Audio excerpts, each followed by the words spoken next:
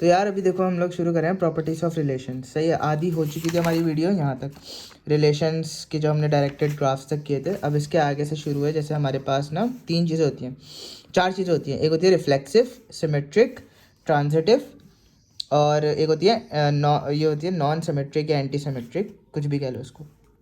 सो ये 4 टाइप्स होती हैं।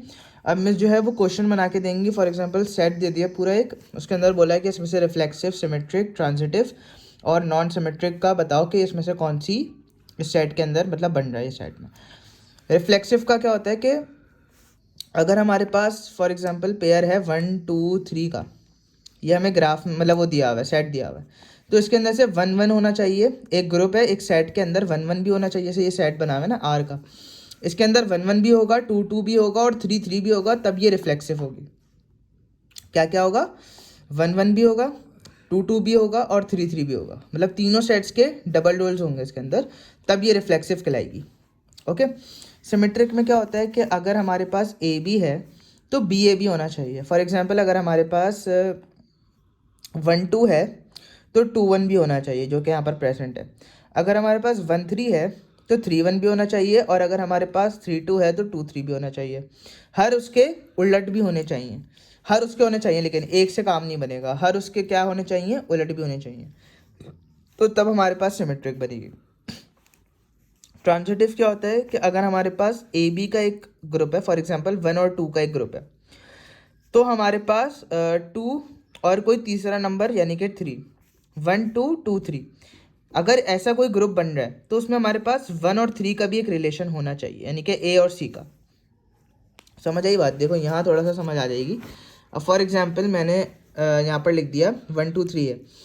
अब हमने ट्रांजिटिव कैसे बनाना है? 1 2, अब 1 2 का 2 से भी है ना, यानी फॉर एग्जांपल यहाँ पर 1, ये 1 जो है मैंने ए ले लिया, ये 2 मैंने बी ले लिया। अब अगर ऐसा कोई पेयर आ जाए जिसमें 2 बार 2 रिपीट हो रहा हो, तो हम जो दूसरा 2 होगा उसको हम सी कंसिडर करेंगे। सेम नंबर्स की बात कर रहा हूँ मैं, अभी आगे जाएंगे ये और समझ आ जाएगा। सही है, तो अब क्या एक रिलेशन और क्या होना चाहिए? ए और सी का भी रिलेशन होना चाहिए, जो कि यहाँ पर है हमारे पास, है ना, सी का और ए का। तो अब ये क्या हो गया? ट्रांजिटिव हो गया, यानी कि हमारे पास रिलेशन है। और ऐसे ही सबके ग्रुप के होने चाहिए। अब जैसे 1 1 है तो 1 का 1, यानी कि अगर मैं इसको ए कह लूँ, इसको बी कह लूँ, तो मेरे पास ए के साथ सी का, यानी कि ए और सी का होना चाहिए, है ना। यानी मेरे पास 1 और 2 का भी होना चाहिए, जो कि हमारे पास ऑलरेडी अवेलेबल है, इसलिए क्या है? ट्रांजिटिव है। बात समझ आई? ये वाली एग्जांपल भी देख लो एक दफ़ा। जैसे सेट ए है हमारे पास 3 4 5, अब हमारे पास 3 और 4 है, 4 और 3 है, यानी कि इस 4 से कोई एक एलिमेंट बनना चाहिए, और फिर जो एलिमेंट ये है पहला एलिमेंट और ये वाला लास्ट एलिमेंट, इन दोनों का भी एक ग्रुप होना चाहिए, जो कि ये रहा। बात समझ आई? अब जैसे 5 4, तो मैंने एक 5 4 का बना लिया और एक 4 3 का बना लिया, है ना। अब क्या क्या होना चाहिए? 5 और 4 का भी होने चाहिए, जो कि ये रहा, वापस से प्रेजेंट ही है। बात समझ आई? यानी कि घूम के वही ग्रुप पे बात आ गई, तो ये क्या हुआ? ट्रांजिटिव स्टेट हो गई। 5 4 और इस 4 से 4 3, और फिर 5 और 3 जो है वो लास्ट एलिमेंट्स थे, तो ये रहा, है ना। 5 और 3 आ गए, यानी कि ए बी और बी सी, तो 5 और 3 का ग्रुप आ गया। अब 5 3 हमारे पास है, 5 3 और 3 से क्या बन रहा है? 3 4, और 4 से क्या बन रहा है? 4 3, है ना, या 5 4 बन रहा है तो वो आ जाएगा। तो इस तरीके से सारे एक दूसरे के साथ क्या होंगे? अलाइन होने चाहिए। उसके बाद अब एंटी सिमेट्रिक क्या होता है? जो कि सिमेट्रिक था उसी का उलट होगा। अगर एक में सिमेट्रिक है तो दूसरे में एंटी सिमेट्रिक नहीं होगा। ऑब्वियस सी बात है कि अगर सिमेट्रिक है तो उसके अंदर क्या होता है कि ए बी है तो बी ए होना चाहिए। एंटी सिमेट्रिक में क्या होता है? अगर ए बी है तो उसका बी ए नहीं होना चाहिए, यानी कि अगर 1 2 है तो 2 1 नहीं होना चाहिए, तब वो एंटी सिमेट्रिक कहलाता है। अब इसमें क्या है? ए इज इक्वल्स टू 5 4 6, सही है, 5 4 6 है। यहाँ पर क्या है? 4 4 4 5 5 6 4 6, किसी का भी क्या नहीं है? उसका उलट नहीं है। 4 4 का कोई है? 4 4 तो 4 4 ही है। 4 5 का कोई उलट है? नहीं है। 4 5 6 का नहीं है, 4 6 का भी नहीं है, तो यानी ये वाली क्या हो गई? एंटी सिमेट्रिक हो गई। सही। अब मैंने तो ये एक एक एग्जाम्पल दे के एक एक का बताया। अब देखो, अगर मेरे पास यहाँ पर SMS ने पूछ लिया कि ये पूरा एक दे दिया और इसने पूछ लिया कि इसमें से बताओ रिफ्लेक्सिव क्या है, सिमेट्रिक क्या है, ट्रांजिटिव क्या है, नॉन ट्रांजिटिव क्या है, नॉन सिमेट्रिक है या नहीं है। तो अब हमें पता है कि जो ना अगर हमें रिफ्लेक्सिव चाहिए तो यानी कि 1 1 2 2 3 3 4 4 तीन होने चाहिए। 1 1 है, 2 2 भी है, 3 3 भी है, लेकिन क्या नहीं है, 4 4 नहीं है, इसलिए रिफ्लेक्सिव तो नहीं है। सही है। फिर सिमेट्रिक, सिमेट्रिक क्या है, ए बी है लेकिन बी ए नहीं होना चाहिए, वो ए बी है तो बी ए होना चाहिए। अब फॉर एग्जांपल यहाँ से देखते हैं, ये तो 1 1 और 2 2 है, ये तो उसको रहने दो। 1 2 है तो 2 1 है, 3 1 है तो 1 3 है, 4 1 है तो 1 4 है, और 1 1 है तो 1 1 है, 2 2 है तो 2 2 है, 3 3 है तो 3 3 है, मतलब वो तो सेम ही है ना, तो इसलिए क्या है, सिमेट्रिक है। ट्रांजिटिव क्यों नहीं है, ट्रांजिटिव हो क्या होता है कि ए बी है, बी सी है तो ए सी भी होगा, है ना।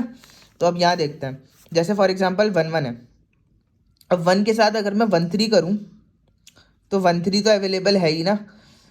चलो मैं ये सेम वालों का मैं अभी छोड़ देता हूँ, 1 1 2 2 3 3 का मैं यहाँ से समझाता हूँ। 1 2 है, सही है, अब 2 के साथ 1 का है, सही है, अब 2 के साथ 1 का है तो 1 का तो 1 और 1 का होना चाहिए, वो है। चलो 3 1, अब 3 का 1 के साथ है और 1 का 2 के साथ है, तो क्या 3 2 अवेलेबल है मेरे पास। अगर ये ए है, ये बी है और ये बी और सी है, तो क्या मेरे पास ए और सी अवेलेबल है, यानी कि 3 और 2 अवेलेबल है, मेरे पास नहीं है।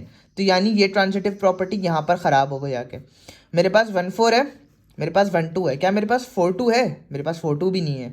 देखो ना यहाँ पर क्या है, 4 1 ए बी और बी सी, तो मेरे पास ये वाला ए और ये वाला सी, ये दो अवेलेबल नहीं है ग्रुप में, तो ये क्या हो गया, नॉन ट्रांजिटिव। एक भी गलत हो गई तो वो प्रॉपर्टी नहीं कहलाएगी।